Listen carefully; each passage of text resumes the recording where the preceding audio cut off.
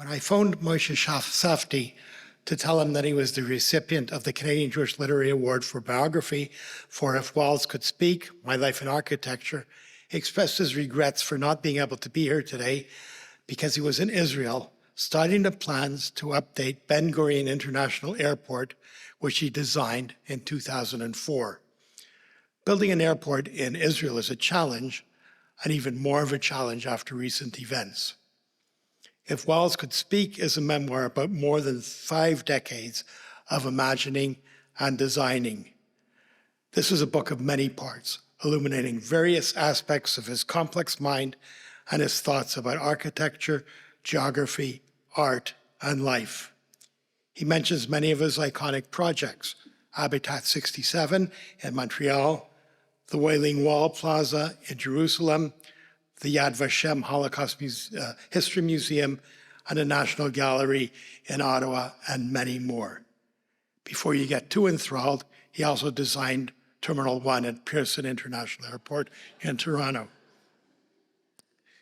It's a philosophy of Safdie's architecture and of his life. He writes in the book, life in architecture is bound together, and the principles that guide one as an architect cannot be separated from the principles that guide one as a human being. Here's Moshe Safdie's acceptance speech. Good evening.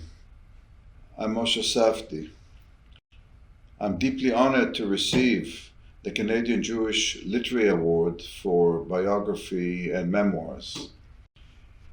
This book has been brewing in me for several years.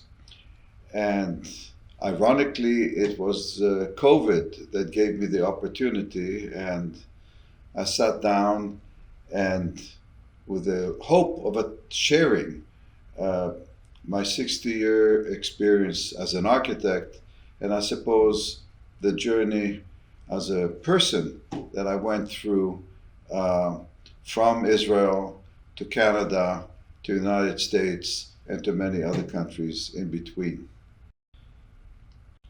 I wrote the book because I wanted to share this experience with architects, with lay people who are interested in architecture, actually with anyone who's interested in culture.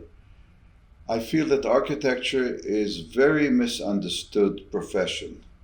What we do, why we do it, and the outcome, which affects everybody, is something that often is misunderstood.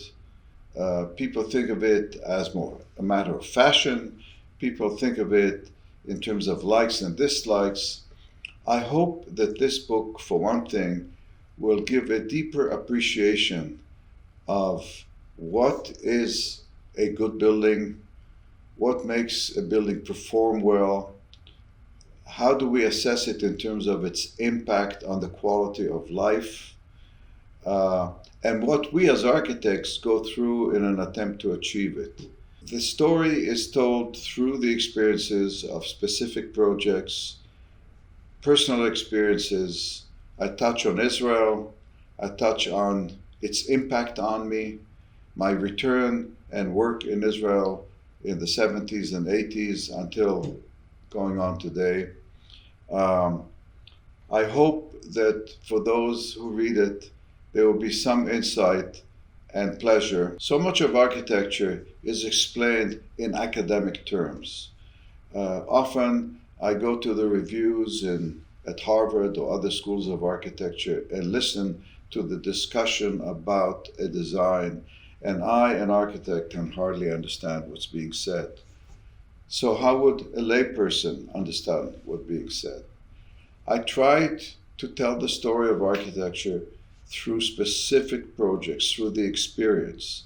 What is it like for an architect to be faced with the design of Yad Vashem, a place that unfolds the story, horrific story of the Holocaust, where architecture and the exhibits must resonate and become one thing, where there must be sympathy for the site, this most beautiful pastoral hill in Jerusalem. What makes such a design timeless so that it doesn't age and date itself.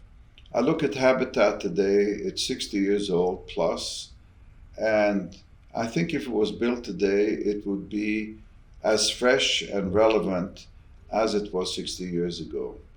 And that's a long time. So what is it about the qualities of architecture that sustain it over time? Unlike those buildings that after a few years we recognize that whatever qualities might have excited us about them are temporary, not lasting.